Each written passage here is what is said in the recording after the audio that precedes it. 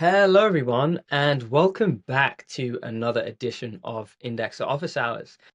Today is the 2nd of July, and this is Indexer Office Hours 164.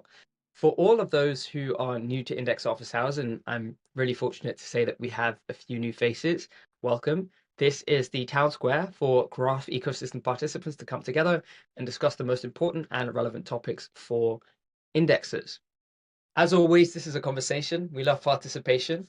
And if you'd like to get involved in today's conversation, please do via text box in the corner or by unmuting your mic. And if you're having any challenges there, let me know and I can get that sorted for you. As a reminder, this is going to be recorded and posted onto public channels like YouTube. So if you are concerned about privacy, please bear that in mind. With that, let's get into today's agenda.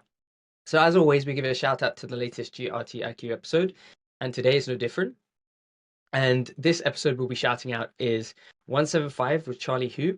𝗨𝗨𝗂 is the co-founder of BitLayer, which, if you don't know, is a pioneering Bitcoin layer 2 and is moving the whole Bit VVM paradigm forward. So he talks a bit about his experience in the Bitcoin ecosystem, the Web3 ecosystem, how he came to found BitLayer, and also how he's leveraging the graph as part of his project. So if you are interested in that particular episode, please do check it out. I will post a link. Oh, amazing. Please onto it already with the agenda and the 𝗨𝗂𝗧𝗂𝗧 episode. Thank you very much.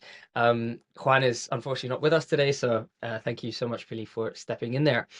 Alrighty, that is it for opening remarks. And with that, I will hand over to Anna for our regularly scheduled Repo Watch section.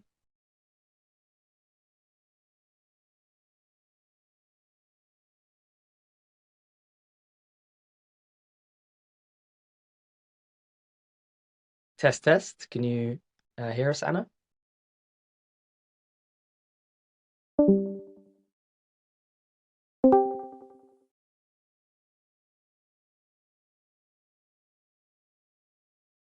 Oh, I think, is there some sort of audio challenge? 1 minute. Okay, cool. No problem. Alrighty. In the meantime, please do check out the agenda. It has all the relevant information there. And do check out the special secret word because it's a special one today. Um, it's in service of something that I like to say. So and yeah, props to Pili for that one. That one was quite funny when I saw that. Yeah, yeah. And yeah, do check out the 𝗨𝗂𝗧𝗂𝗧 episode as well. No, it's great. The creativity is amazing. I love it. I love it. There have been some amazing ones, and this is one of my favorite ones. Yeah, so I'm a fan.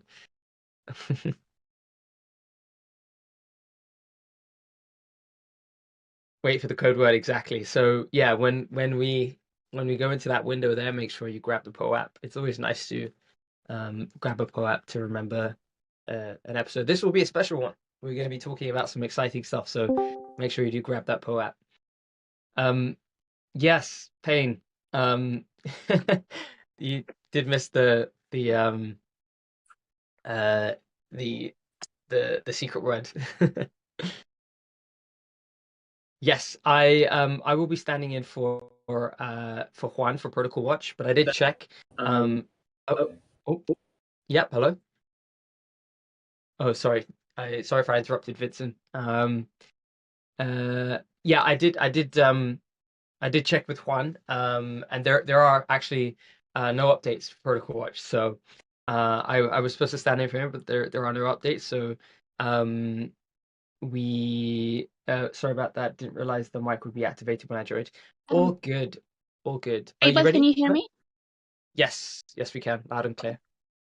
Sorry Amazing. about that. I seem to be having an issue with all of my headphones these days. They're all breaking at the same time. Anyhow, so today on Repo Watch, starting with execution layer clients, we have had a new release of Aragon. This is version 2.60.2, and this reverts a breaking change to ETH estimated gas introduced in the previous version. It also fixes potential P2P shutdown hangup. and it fixes incorrect 𝗨𝗂𝗂𝗃 on the RPC. Then we also have a new release for Get. This is version 1.14.6. This fixes shutdown crash when Get runs in BL sync mode, fixes data races in snapshot access, out of bounds access in JSON and marshalling, and adds missing lock in peer discovery. We also have a new release for Arbitrum Nitro. This is version 3.03, which fixes batch posting on antitrust DAS chains and fixes the optional stylus program lazy recreation feature. Then on to consensus layer clients, we have had a new Lighthouse release, which is a medium priority release that contains a lot of bug fixes for the previous 5.2.0 release. So you are advised to sync with this release if you had any sync issues with the 5.2.0. But some of the issues are prevention of backfill sync stalls, so that was fixed. Removal of unnecessary warnings for stale blobs propagating on gossip by other clients was also fixed. And correct sizing of the slasher database for the growing validator sets on mainnets and Holsky. And then finally, on the graph stack, we have had a new release of Indexer Service and Agent. This is version 0.21.3. This has quite a lot of small changes, but some of the ones worth mentioning. So updated hosted service subgraph endpoints in docs and in the docs, added missing addresses and fixed table formatting. For Indexer Agent, a fixed broken comparison of indexing decisions, also improve control of subgraph deployments, health safety check, allow cost models in single network mode, add support for BSC, base, linea, and scroll, upgrade protocol, graph protocol cost model, and just a few other smaller fixes. But this is all we have for today's Repo Watch. Fantastic. Thank you so much, Anna. Anyone have any particular thoughts, questions on today's Repo Watch? Alrighty, all good. If you do, feel free to type in the chat and we can get to responding to those there. Looks Oh, like Payne yep. wanted to have a word. Oh, okay. Sorry. Yeah, I missed that. Thanks, guys. Yeah, so just a quick warning for anyone that's trying or looking into switching from Geth, Geth Optimism or Base, as well as from Aragon v2 to Aragon v3. There seem to be a bunch of subgraphs that won't sync, including all Uniswaps. Just fair warning. I'm actively investigating this, but I'm not sure how fast we're gonna get any fixes in. And also has something related to Reth that also makes it behave quite weirdly with some filters. I see him typing.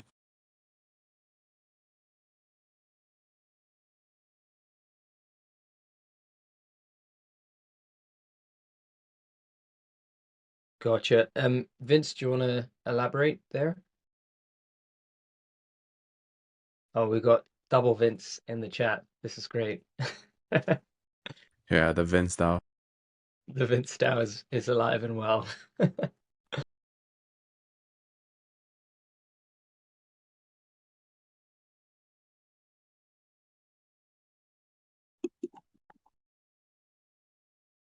You able to hear me? Yes, loud and clear. Oh, I just wanted to bring attention. I posted it in Indexers, but there is a big SSH vulnerability in Ubuntu right now. So please patch your nodes and your indexer as soon as possible.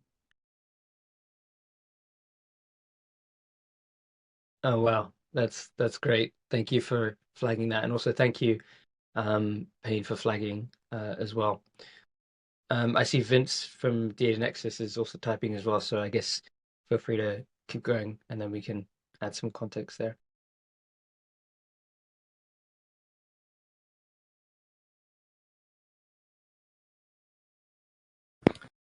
Also, in terms of the REF issues, I was made aware of a data consistency issue for Croc mainnet. And then when looking into it, the number of entities in my database was significantly less than the number of entities in the upgrade indexer. And then I kind of just went back and re-indexed everything on Aragon, and everything was fine. And so it does seem to be an issue with some filters not returning correct data for RPC filter calls. So I still need to kind of finish putting together a bug report for the REF team, but anybody using REF should be aware of that. Amazing. Thank you so much. That's really useful. I think, yeah, IOH is all about sharing these kinds of things, so I appreciate you sharing. Any more updates that folks want to share? I think this is a good opportunity to. Yeah, well, we are already like sharing and caring about the node clients. So we have found an issue with the BSC Aragon client where the block difficulty is not calculated correctly, and they have updated it in the newest version, just the version number, or not the newest version, in a version like 2 months back. But you need to actively go and run a command to make the client go back and recalculate the block difficulty for each block. And any subgraphs that are using block difficulty will have POI divergency. So make sure you do that if you're running a BSC node and you're using Aragon. So I'll be posting that command in chat and also the version number. You should be posting that in the indexer announcements, not in this chat. Yeah, I will. Amazing. Thank you so much, Slim. That's super useful. And yeah, of course, feel free to share in Indexer as well. Yeah, keep them coming. Any more?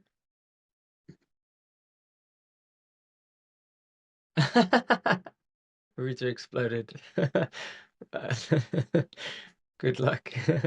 Okay, well, if there is anything else, feel free to type in chat. Thank you so much, everyone, for chiming in there. This is super important that we share these kinds of things with folks in the community. So, yeah, really appreciate all of you. No, there's never too much sharing, Slim. There's never too much sharing. Okay, wonderful. Well, today I am super excited to share that we are fortunate enough to have Yaniv with us. And he, as many of you know, no introduction needed, is one of the co-founders of The Graph and also the founder of Geo. And today he's going to be talking to us a bit about Geo, showing us a quick demo, and then also talking about his latest post, which I am very excited to talk about, which is knowledge graphs are Web3. So without further ado, Yaniv, feel free to grab the mic and let's get into it. Thank you, Abel. Hey, everyone. Great to be with you today. So yeah, we published a blog post about a week ago called Knowledge Graphs are Web3. Hopefully you all had a chance to read it. I'm going to post it just in the chat here so you can review it if you haven't had a chance to read it yet. I think it's a pretty important post for the community with a bunch of new ideas. Things that we've talked about in some forums here and there, but I think it's a lot to digest and it's a lot to understand. There's some big ideas in here, and so I wanted to have a conversation with the group, answer any questions, and get to a place where more people are understanding what this whole knowledge graph thing is about, because I think it's going to be really important for us in the future of Web3.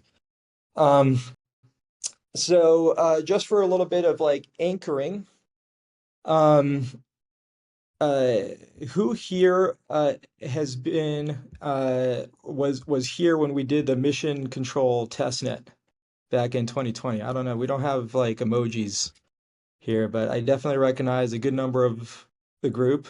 I mean, it's been a really crazy journey, right? It's been like 4 years basically, right, since then. Um, and we just got to celebrate the sunrise, which is just an absolutely massive milestone. And so, big props to everybody who has been working on that. I know the indexer community has really had to step up. You've got a flood of queries coming in. Maybe some of your boxes are blowing up. I don't know what's happening in the data centers at the homes, but it's been a really big effort across, I think, the whole graph ecosystem community to do the sunrise. And so now we have, a decentralized network of indexers that are providing a reliable service at scale. It's incredible to see that. And so I think it's a good, time to kind of look at, what's next for the community, for the ecosystem, for the graph. And, I think, from the beginning, we built the graph because we wanted to enable Web3, right? We really believe in this idea of decentralized coordination, changing how we cooperate, organize, and to be able to coordinate without having to go through these centralized platforms, right? Having open systems of coordination. And, having, like Web3 itself is really key to that. And I think if we look at where we're at as an industry, there's a lot of developers, there's a lot of things happening, but it's right now interesting things in like decentralized social, some different areas, but you haven't really seen this explosion of Web3 really taking off and getting mainstream adoption. And my claim would be that it's because, there's something that's missing. With technologies like this, when you get it right, it's exponential growth, right? That's how technology works. And so the fact that we're not having this exponential growth, to me, means that like there's some missing thing in what we've built so far. And I actually believe that it's the structure of Web3. And so I have this post, knowledge graphs are Web3. And we'll talk about it. I want to answer any questions. But the general thesis here is that with Web3, we're trying to build open, verifiable, essentially information systems, and that the structure of the information is really important, so that it can be composable. So you can have lots of different applications that can interoperate. And I believe knowledge graphs are really, key to that solution. So if you can see my screen, I think you might have to like click on it. What we want to do is we want to enable, countless, thousands and then millions of applications to be built on Web3 on this interoperable graph of data, right? A global, decentralized, verifiable graph, right? The graph. And these knowledge graphs are really key to enabling that, because what we have today is not super composable, right? So indexers, you've been indexing subgraphs, and subgraphs are really great, right? They're a great tool for ingesting data from blockchains. But if we look at our subgraphs that we have on the network today, they're still fairly siloed, right? It tends to be that it's the same kind of teams that are, building on top of these things. They're kind of their own vertical kind of stacks, and you don't see a lot of composition across these subgraphs. And so I think what's going to happen in this next stage, where we start organizing more knowledge graph data, where it's open composable data that's built the right way so that it's really composable, is it's going to make the data that we're indexing so much richer and so much more composable, and it's going to make the work of indexing even more interesting. And so I want to give some examples so that people can kind of see what this can look like. So can everybody see my screen? Yep, we can see the screen. Great. So let's take a look at geo. Now, with this idea of building up this global verifiable knowledge graph, there's kind of three different components to it. There's like the data structures and like the knowledge itself, right? How we represent knowledge. Then you have governance, which is something that I don't really speak to in this post. We'll be speaking more about governance in a future post. And governance is a really important and interesting part of this. Right? How do you get groups of people to agree to information? And there's really interesting conversations we can have about that. Maybe we dive into that today if people have questions about that. And then you have kind of a user interface. And there's lots of different user interfaces that you could have to this. And we do believe that, there will be thousands and millions of custom apps that are built using, this knowledge graph. We'll have AI agents and bots that are contributing data, to this knowledge graph and consuming from it. But essentially, we need to make it as easy as possible for people to add data to this knowledge graph and to see what's there. And that's kind of what we've been doing with GeoGenesis. So essentially, for the last 2+ years, my team and I have been hard at work creating these tools for organizing data into a knowledge graph, governance tools for governing the knowledge graphs, and a user interface and tools for adding content, information, and browsing. So we're going to be launching this soon. We are, don't want to give an exact timeline, but we are approaching launch for this. Public launch. But this is an early look at GeoGenesis, just to give you an idea of what it means to organize knowledge and information into a knowledge graph. So for example, we can start looking in the crypto space. And within the crypto space, we have news and events. We have different categories, roles. Maybe somebody wants to work in crypto and they want to see like what kind of roles there are and what skills would be required to perform those roles. We can see, different protocols. So let's say that we want to see what's actually happening, so we can check out news. And here we have different topics for news and top stories of the week, for example. So interestingly, Polymarket has really been growing in popularity related to the election. So we can learn about that, specific claims.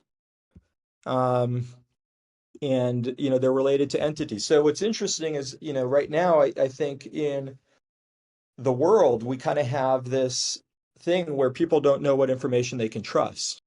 And so having a process by which we're verifying facts in real time as these stories are coming out, we're debating things. Is this true? Is this not true? If you can structure the information, we now have the tools, and we add governance. We now have the tools where we can actually start to have like a fact database that's anchored on chain, and communities can participate in organizing that information, and we can get to a place where maybe we can combat, misinformation, disinformation. So I think that's a really, strong application of blockchains, and now we have some tools to enable us to do that. Crypto events is a big area in the crypto space. I like to joke that crypto is a glorified events industry, because it seems like it's all we do is just jump from events to events. So if I want to see, for example, maybe ECC's coming up, what's going on there? So I can see there's some side events. I can see who the speakers are, the sponsors, right? Information about the event. So what's the address? These sorts of things. And so here we can see, right, these are attributes and values, right, on this ECC entity. So lots of different information related to this event, and we can add more and more. And, this is all part of this global interoperable graph. So if people want to build their own customized applications that let you, if you're into ZK and you want to see all the ZK events around the world, or, if you want to chat about, have an app that's just focus on the New York crypto scene and everything that's happening in New York. Right? There's lots of different ways that you'd want to slice and dice this data and build different applications. But the first step is like organizing the knowledge and information, and in a way that is composable and interoperable. Right. So if we're talking about something like ZK, right, say, that's something that we want to, allow people to find events or find research papers related to ZK. We want everyone to be referring to the same entity for ZK, or we want to be organizing things, right? We want to have editors go through, curators go through, and like, clean up that data. And for example, in AI, that's a big part of what's happening in AI now, right? They're paying all of these people to essentially clean data and to label, right? To clean and label data, because that's the inputs you need into the AI. And so it's the same thing here. We need to organize all of this knowledge and information. So that's an example of crypto.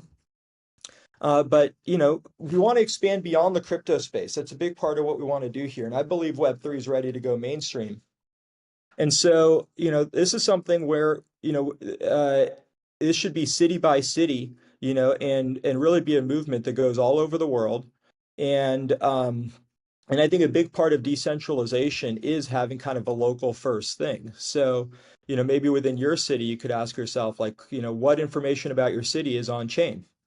So for example, in the city of San Francisco, we could have, restaurants, local events, all kinds of things that are happening in the city. So here are some restaurants in San Francisco that are here organized, part of the knowledge graph.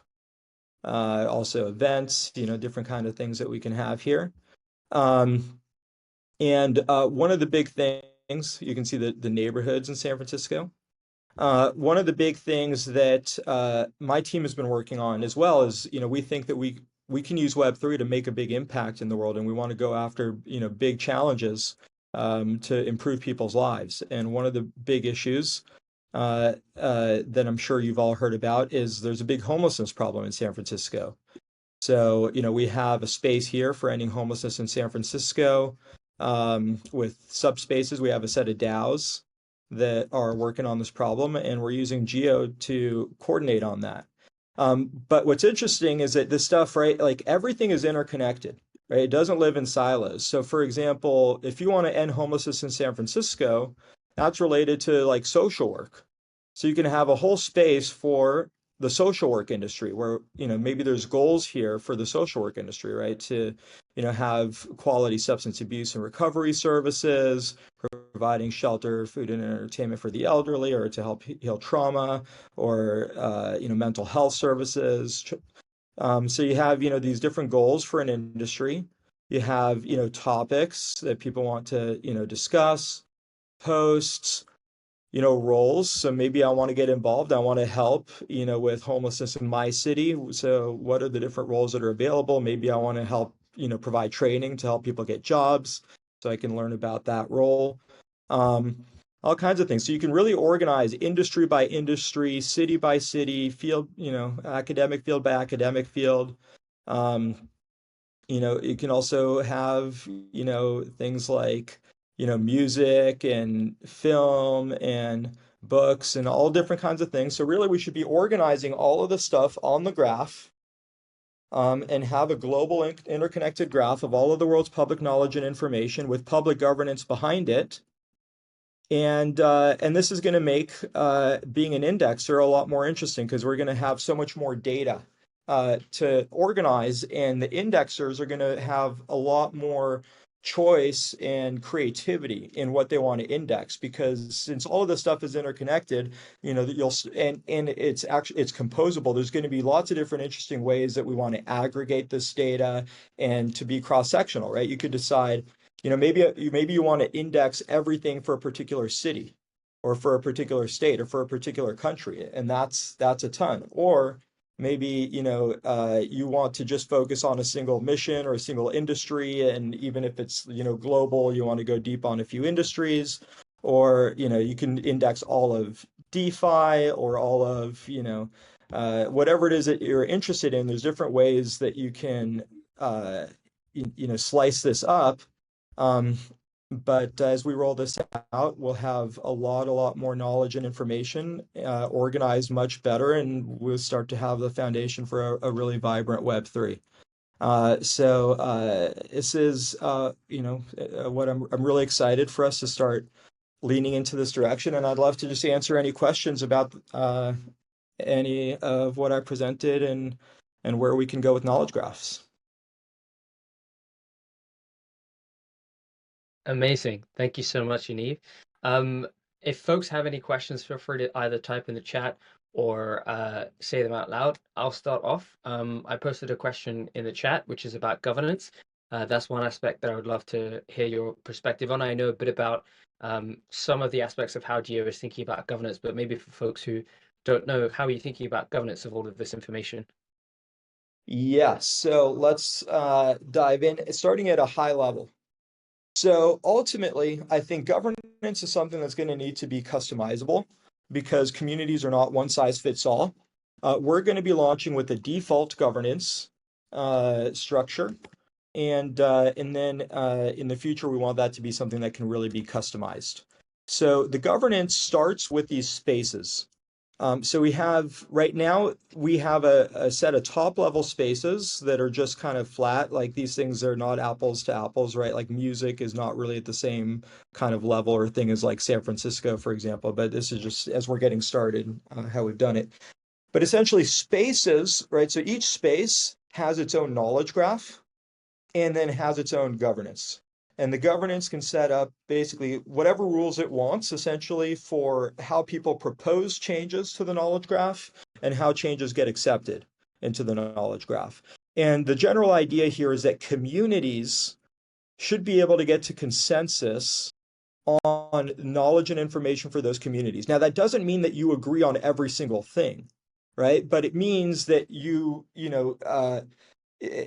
that you agree to at least the state of the debate, let's say, right? So a big part of this is how you even structure information that is very interesting. So instead of, if we just had basically facts and a bunch of different facts, maybe it's hard to get people to consensus about that, right? Because maybe you think it's a fact, but I don't. But if instead we describe something as like a claim, maybe we can all agree that this is a claim and this person proposed that claim and there's different disagreements about whether that claim is true or not. So we can all agree on that. So how you structure the information is a big piece to allowing people to get to consensus in the first place.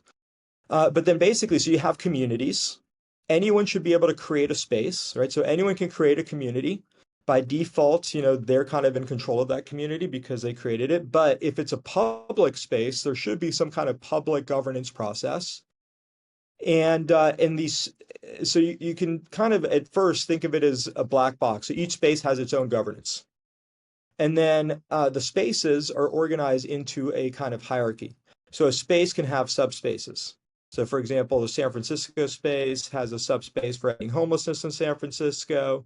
The ending homelessness in San Francisco space has a subspace for the different, elements of that. So these are like sub-communities that roll up.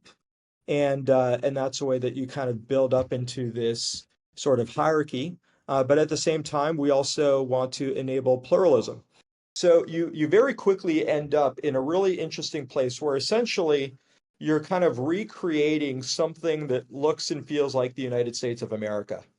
I think the US and the US Constitution was really a breakthrough in governance.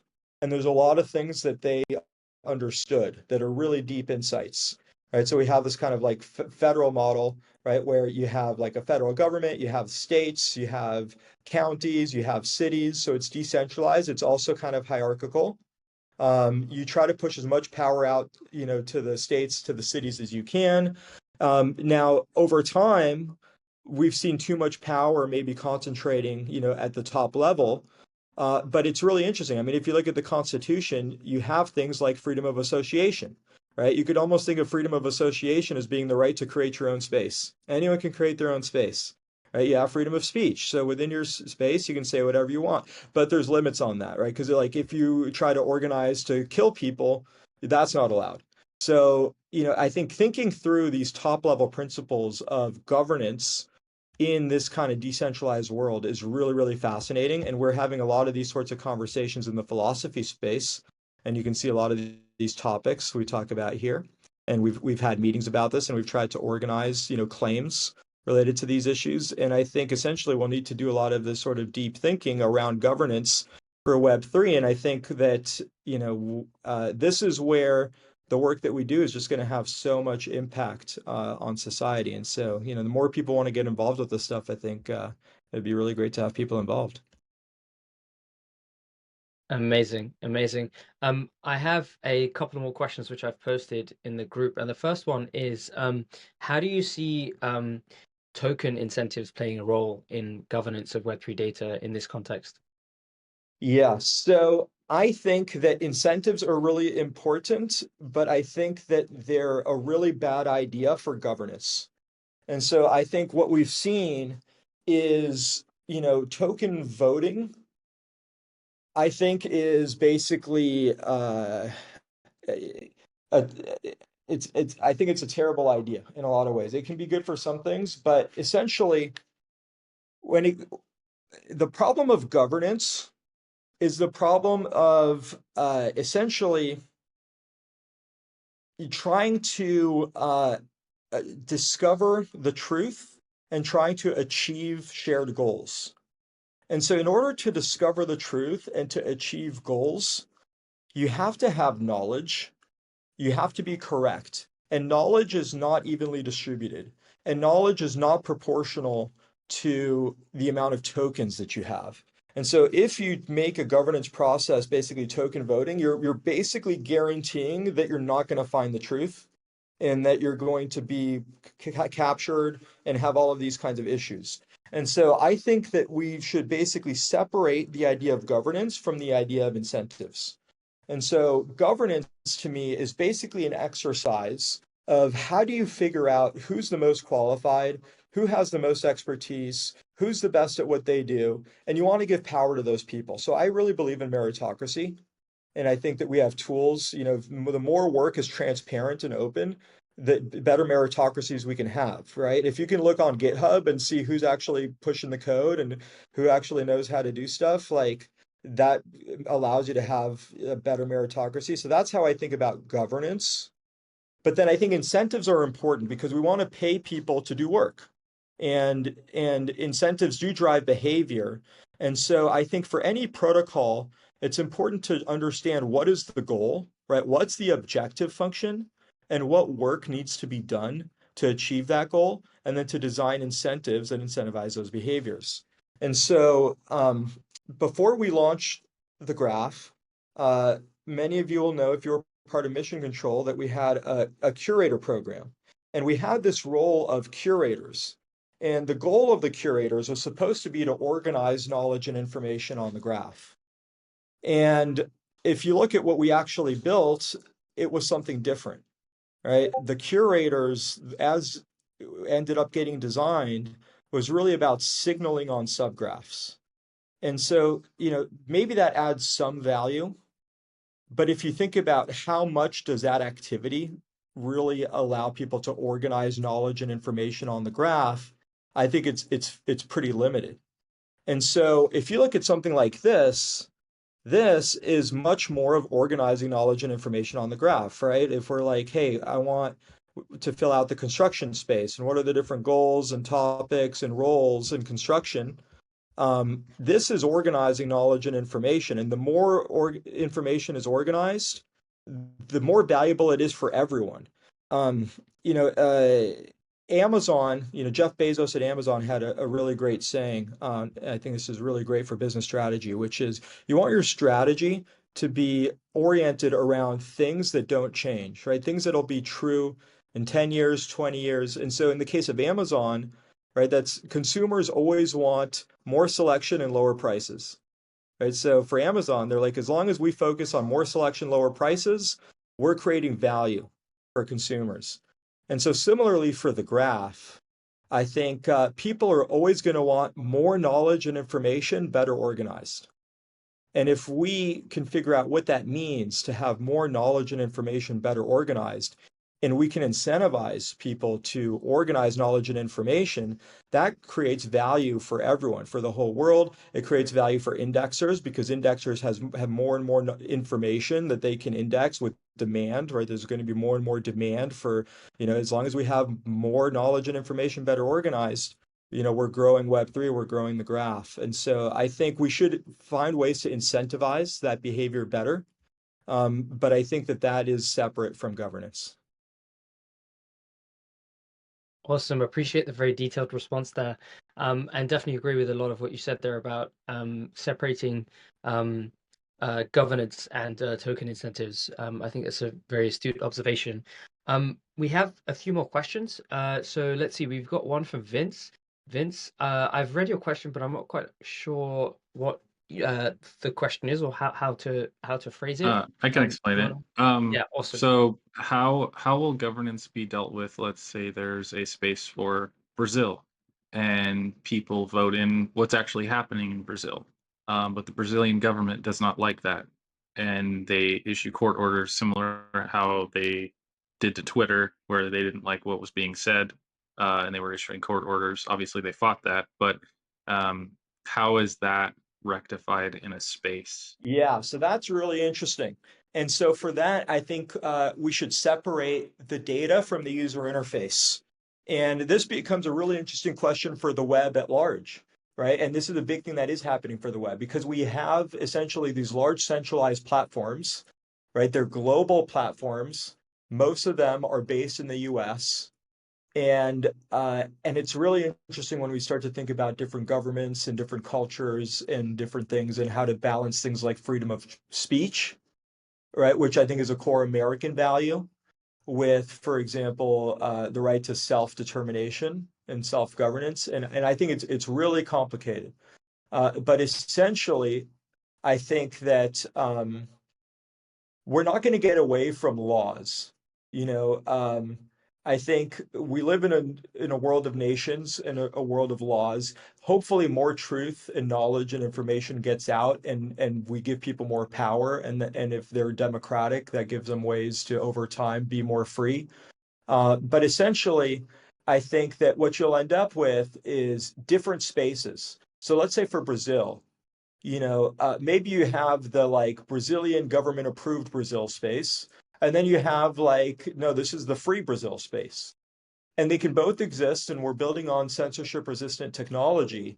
And so the free Brazil space will exist. And if you can access it, through a web browser, web browsers are quite open. There should be people in Brazil who can access that space as long as they can get access to VPNs or whatever. But maybe there will be user interfaces over time that do get customized for the different geographies, right? So, maybe there's a version of Geo, for example, or any other app. Maybe in Saudi Arabia, you don't see women, nudity or whatever. That's not part of their culture. And if that's what they want to do within Saudi Arabia, their version of Geo, I think they should have that right. I do believe that there's right to self-determination. But at the same time, I think, people will find a way to get access to free information. And so I think we can have multiple spaces. And the interesting thing is we can add labeling to things, right? So I don't think it's going to be one size fits all. It could be that what, I for my information diet, when people are really aggressive and are shouting, vulgar things or whatever, I just don't want that in my feed. And so people should be able to go through and label posts, right? And you should be able to get to consensus on okay, this post, has swearing, this post has nudity, this post has whatever. And then, people can have their own customized algorithms, their own custom user interfaces, or they have more control over what they see. So ultimately, I think all the information will exist. I think it should get labeled and organized as best as possible. And then people will create different user interfaces on top of it.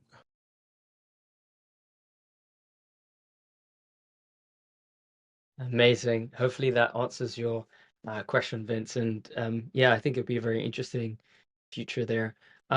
Next question is from Enson, and it's quite a long one.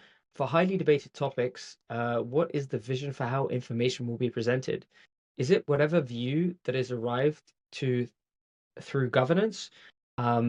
Is it a showing? Is it a showing views from both, or all sides, and just letting the reader decide what makes the most sense? So there's quite a few questions there, but Yeah, I no, think great question. Great question. So yeah, I don't think the role of governance is going to be to try to determine what is true, because that's too difficult and you're not going to get everyone to agree. So I think that's basically an impossible task. So I think the role of governance should be to try to create the conditions for healthy conversation and just to organize things so that they're accurate. So for example, let's say that, Trump says that, he's the best president ever. Is it a fact that Trump is the best president ever? No, that's not a fact. But it is a fact, you could say, that Trump said that, right? And so you could have a quote, Trump said this in so and so place at so and so time, and that can be a fact. So that's an example of, if you structure things correctly, you don't have to agree on everything, but you can agree that something did or didn't happen, or that, we transcribed it properly, we referenced our sources, and then you can make claims. Right. So like let's say, for example, that we want to look at some topic like democracy. It's a complicated topic. So you might have claims with supporting arguments and opposing arguments. So let's try to find a good example here. So this is related to what we're talking about. Spaces and subspaces for topics of public interest should follow at least some democratic governance principles to protect public topics from being overtaken and controlled without public oversight. So here's an opposing argument. Well, governance is somewhat limited by nature. There should be a way to succeed within a space by objectively producing results instead of relying on getting votes. So for any kind of claim, I don't know if these are like the best examples, but essentially, what you want to do, and I think it's super powerful, is, because think of something like Quora. Quora, I think, is an awesome app, and they have questions and answers. And by the way, actually, that's a much better example here as well. So there's different ways you can structure it. So, for example, with homelessness in San Francisco, you have a lot of interesting like political conversations and questions. So here's a hot button one. Under what conditions should the city be able to gain conservatorship over an unhoused person with mental health issues? So here are some different possible answers, right? The government institution should never be able to have conservatorship over its citizens because such power can be abused for political purposes. Or if an unhoused person with mental health issues is unable to care for themselves, such as being unable to maintain personal hygiene or adequately feed themselves, the city may seek conservatorship to provide necessary care. So it's like here, essentially, you have all the different possible answers, and you can have consensus on these are possible answers.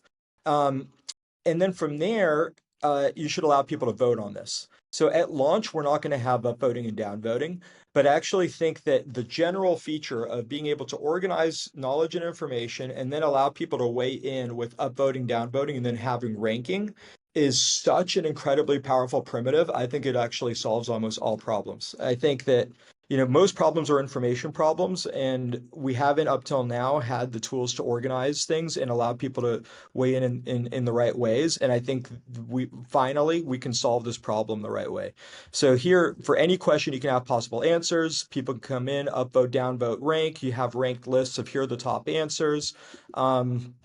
Each of these things themselves can be claims with supporting arguments and opposing arguments.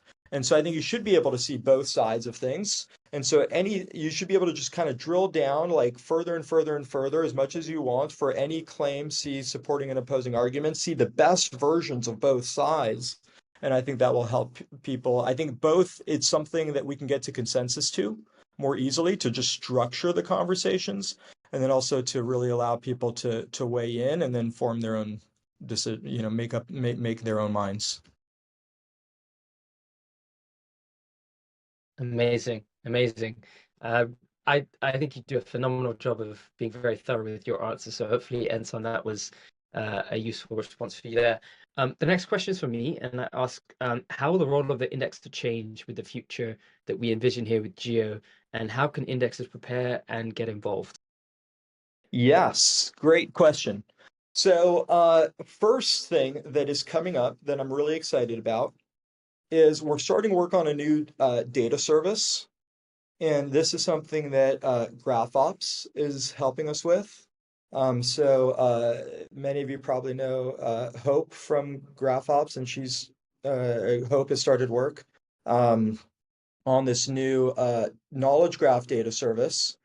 This version right here is built using Postgres. So it's also a custom data service, but it's Postgres based.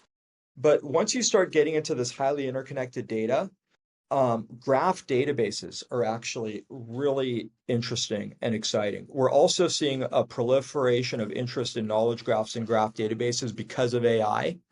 Because basically what they've found is that graph databases and knowledge graphs are the most powerful way of providing context and input into LLMs. So if you ask a question, right, like what are the best talks I shouldn't miss at ETHCC?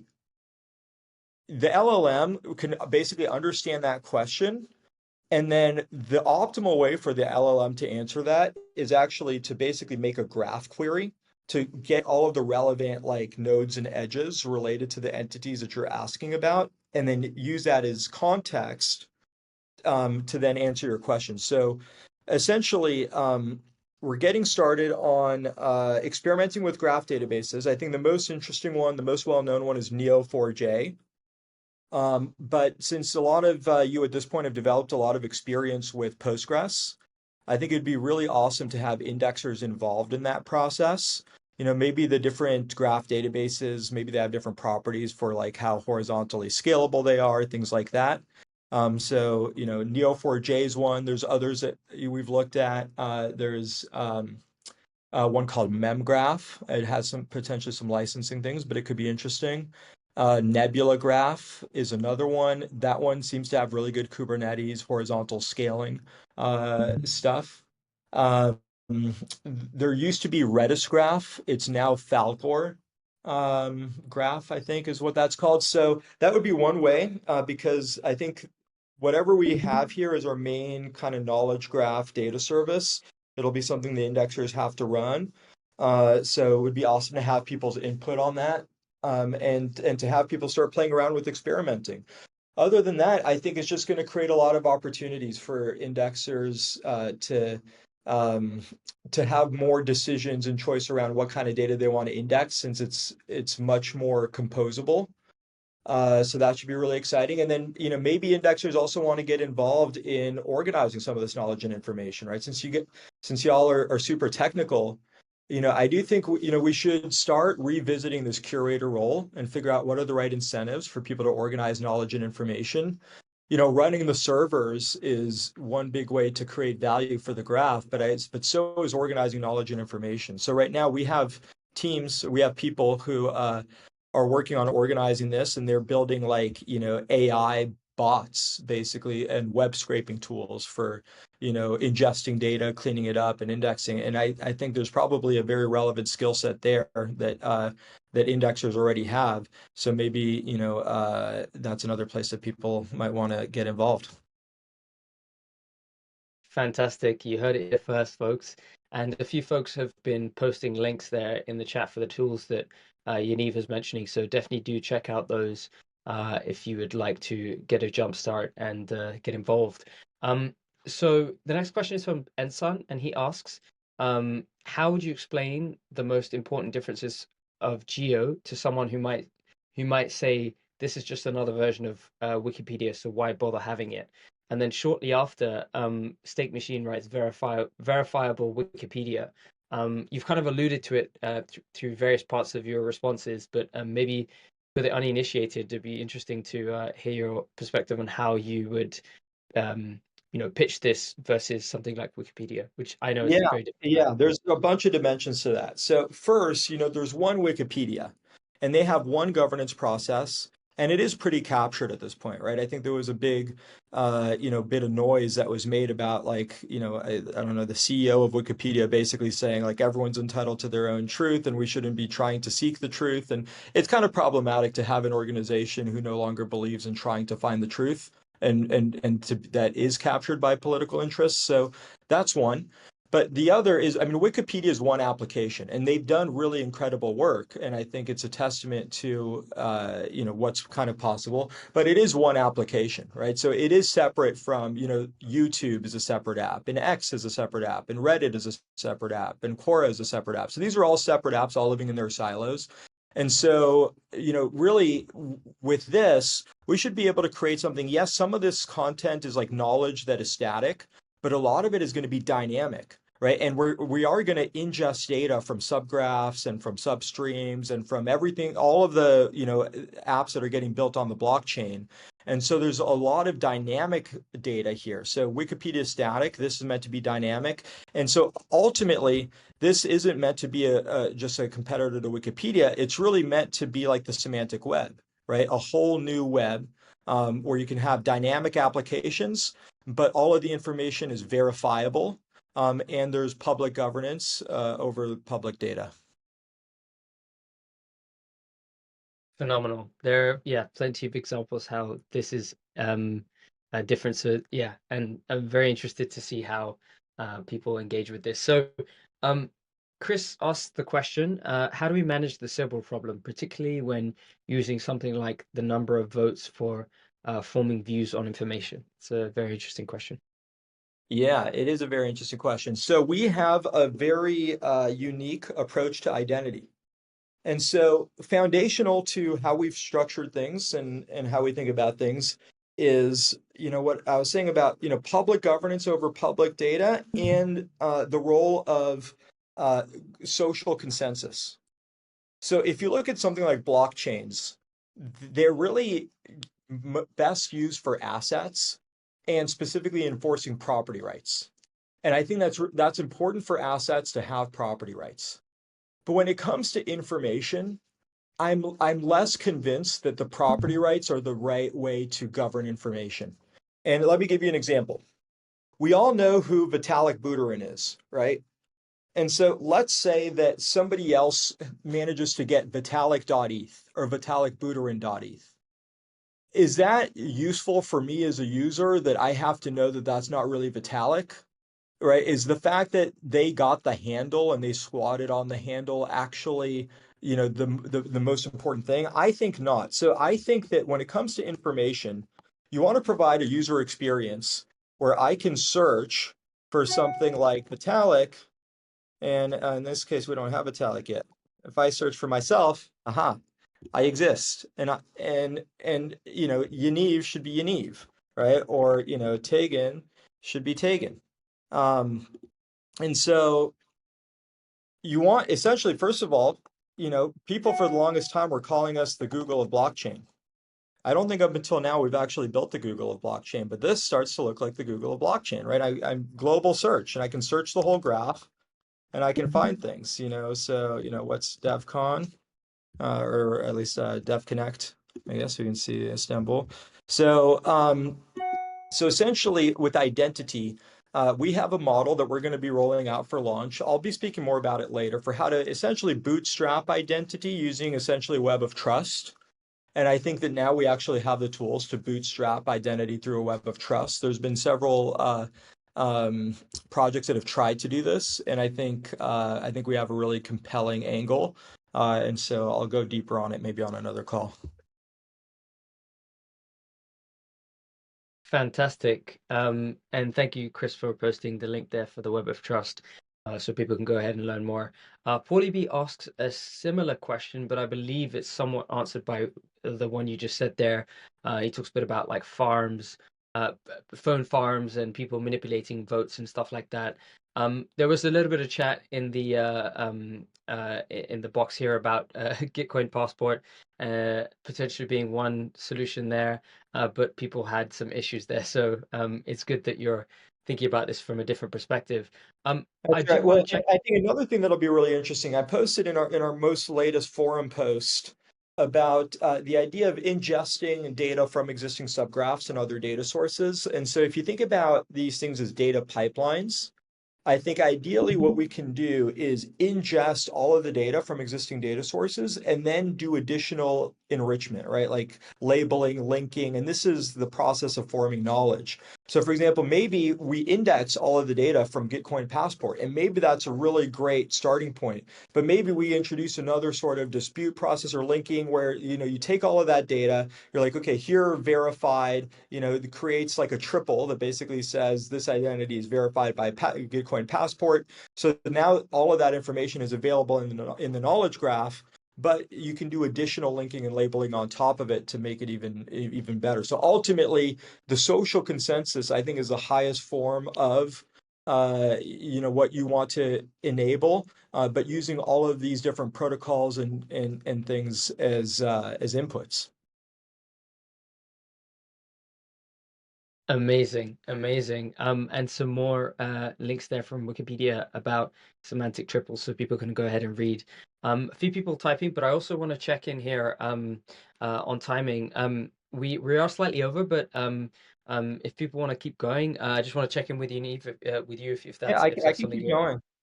Yeah. Okay. Fantastic. So folks, keep the questions coming.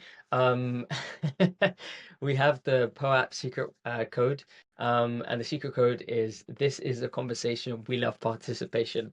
One of my favorite sayings that I say every single IOH. So make sure you go ahead and grab that POAP there. Thank you, Pili, for the secret word. Let's keep the questions coming. I am very keen to keep going because this is a great chat. While people are generating more questions, I can see some people typing. You kind of alluded to it earlier, Yaniv, about how for LLMs, one of the ways that they find information is through knowledge graphs. How do you anticipate the role of the indexer changing the more that there's information in the graph, and the more that there's the more that AI and machine learning kind of begins to proliferate the entire internet? Yeah. So I think Semiotic has announced that they're working on an AI data service, which I think will be really exciting. But I think that the quality of the AI inference, I think, is going to be related to the data that goes into it for RAG, right? The retrieval augmented generation. So that's where at query time, you can run a query against the knowledge graph, get the results, and then have the LLM incorporate that into its answers. So I think the quality of the AI answers will be related to, I think essentially the indexers will want to co-locate and have data available and answer queries for areas that they're indexing. So I think you could choose, okay, I want to index the agriculture space. I'm indexing everything that could possibly be related to agriculture. And then if someone has an agriculture related question, come to me, I can answer that really quickly. And I've got everything right there. So that's a way that it could work. So I think indexers will want to, run, for example, the AI data service, and then, probably be best suited to answer questions against the data that they themselves are indexing, or they can hit other indexers if they want, if they don't have all the data co-located. But definitely it'll help with performance to have the data co-located. Amazing, very exciting. And then we have another question here from Nick saying, "Hey Yaniv, can you explain the costs of using Geo? For example, does it cost a user to post or submit information onto Geo? When I query Geo, like you just did for Tegan, do I need to pay in GRT?" So right now we're kind of subsidizing, and I think we want to figure out the model. It's been initially when I announced Geo at Graph Day 2+ years ago, I did describe Geo as being a paid service. I still think that's the right model. I know there's, different people might have different perspectives on that. Essentially, like today, we're on the network, we're kind of operating on a model where everything is subsidized by the developers. And I think that's okay, but in some ways, we're kind of punting on the problem. It's developers can't pay for everything forever, and at some point they need to monetize, and I think it creates perverse incentives. So ultimately, I do think that the long-term solution for Web3 is that consumers should pay for the services that they consume and they have full freedom. I think that really is the right model. And the challenge is you have to balance that against the friction of having to get users to understand and deal with paying and gas fees and this and that. So I think those are very valid concerns. And I think that's the challenge that needs to be solved. I think that, if we succeed in really building a platform for Web3 that it has a really great user experience, and we help lead and bring Web3 to the mainstream, I think that can put us in a position to help solve that problem and to balance those things, to have a great user experience with a seamless onboarding, but to start to educate users on what it means to pay for the services you consume, make it super frictionless, but it is part of the Web3 experience, and I think that is something we should take on. So ultimately, I do think consumers should pay, but I think it's going to take us time to really define exactly what that looks like. There you go. He does have a follow-up question here, and he says, when I type into Geo, again, as you did with the example showing a search for you and Tegan, am I querying the graph and an indexer is delivering that query? So right now, no. Right now, we're running our indexer for this. We are working on getting this data service on the network.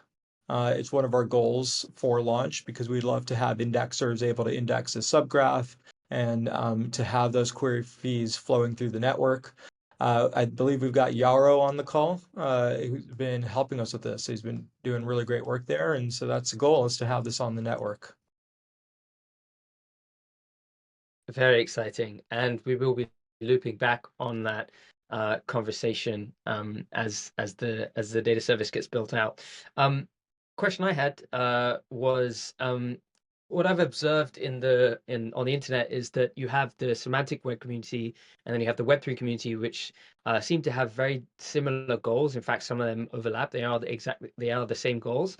You kind of allude to it in your post, but they seem to operate in different worlds, and it seems like we're kind of wasting energy and effort when we're split like this. How can we unite and join forces so that we can advance this mission? Yeah, it's a great point. So yeah, the semantic web people are quite the interesting group, right? It's kind of like the neckbeards, as they say, like the programming language programmers, right? And like designers and stuff, right? They're very academic. But I kind of speak to this a little bit in the post, right? I talk about the semantic web and I say, why did the semantic web fail to take off, right? And I think there's three main reasons. The developer ergonomics were too cumbersome, right? These standards were made by academics. They weren't easy for developers to pick up, right? And the governance and standards process missing, and the incentives missing. So I think these are the three main reasons the semantic web failed. Now, this community, they tend to be, right, they're like purists, and they're like, we have the answer, we know the truth, we need a semantic web. And they're right, and that's why they're holding by their guns. But the problem is they're not ready to give up on these standards. And, if you look at like, the web developer community, there's like a new JavaScript framework like every year, because, the cool kids want like the easiest, way to develop, and they're constantly changing it. And so they don't want to use this obscure, obtuse stuff. And also this stuff, it's too Web2 based. So I think ultimately, with what we're going to be proposing here, so our next big step is we're going to be publishing a proposed spec for our knowledge graph data standard that we would like to have adopted by the graph. So just like, on Ethereum, they have an ERC20. It has become like a standard for tokens, and that's allowed for a lot of interoperability and standardization. I believe the graph should have a similar standard for knowledge data. And if we can kind of solve for what all of these people have realized, which is we need a semantic web, but we do it in a way that the cool kids will want to use and build on, and we also solve the incentive problem, I think we'll have something that can unite everybody and really become the foundation for the new web. Amazing, amazing. I look forward to that bright future. Yeah, hopefully we are able to get there and everyone kind of rallies behind this. So we've got another question from Vince saying, would a donation platform similar to Wikipedia be more applicable here? Although it would be extremely inexpensive, signing TXs every time you do something, I think would push people back to a freemium service like Wiki with no knowledge needed, and very easy on mobile. How do you bridge the UX gap? Yeah, I mean, there's a lot of ways to kind of answer that. And, people have different opinions on what will and won't work and what's friction and not friction. It's kind of hard to have these conversations on the abstract. So I think the best way to really kind of answer that question is, let's experiment and let's see what works. Boom. Very, very succinct, and definitely agree. Experimentation is the way forward. Got another question from Chris saying, can you talk about 𝗨𝗀𝗂𝗳𝗂, the first application built on a knowledge graph, enabling governance and focused on end users, versus B, the knowledge graph data service on the graph, focused on attracting third-party developers to bring their data to KG and build on it like Geo has? I think they're both very important, absolutely. There might be ways in the way that I've kind of described Geo in the past that is more focused on this one application. But I think, hopefully there's a big aha here that it's not just about one application, and that really, we should be enabling thousands and millions of applications to get built on this interoperable knowledge graph. And so the knowledge graph is really the interoperability standard that makes it way easier to build applications, really amazing applications, and that's what we want to push towards. So I think we kind of built Geo as a first step because we needed to bootstrap the knowledge graph, and this was kind of the easiest way for us to kind of bootstrap this and make it something that you can see, right? I think even this demo hopefully has been helpful, so you can kind of visualize and start to like understand what this thing is meant to be. But then I agree that a lot of the interesting stuff is going to come from third-party applications. And so we are starting work with the other core devs on the knowledge on a framework that can be used by third-party developers to build custom apps using the knowledge graph. We're still in resourcing discussions. I think this should really be a priority, because I think this is how people should build Web3 applications. So, we're getting started on that work, and I think it's very much just as important, maybe if not even more important than a singular application. Definitely agree. Keen to see how people develop on all of this stuff here.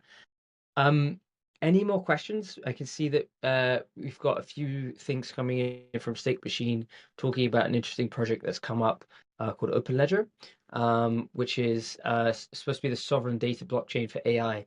And he's provided some additional context as well as a link. So appreciate you sharing that, Stake Machine. Any more questions, keep them coming. We're lucky enough to have Yaniv. So if you have any final questions, folks, let's keep them coming.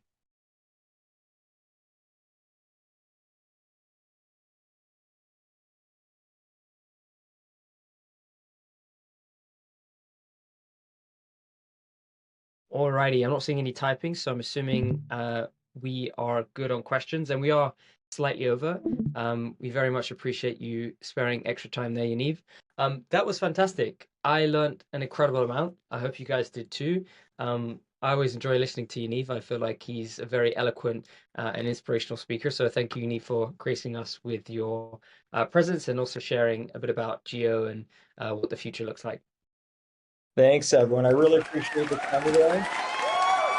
Thank you all for making it here, and really excited to work together on building all of this out and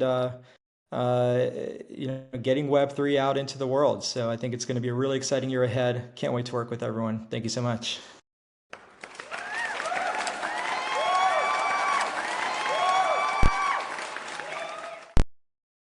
There you go. As you can see from the round of applause, the people love that.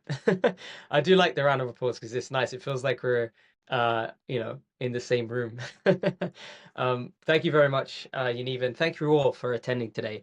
I hope you found this insightful. I did. I can clearly see people loved the chat from the comments here. Make sure you grab the POAP. We do have the secret code in the chat.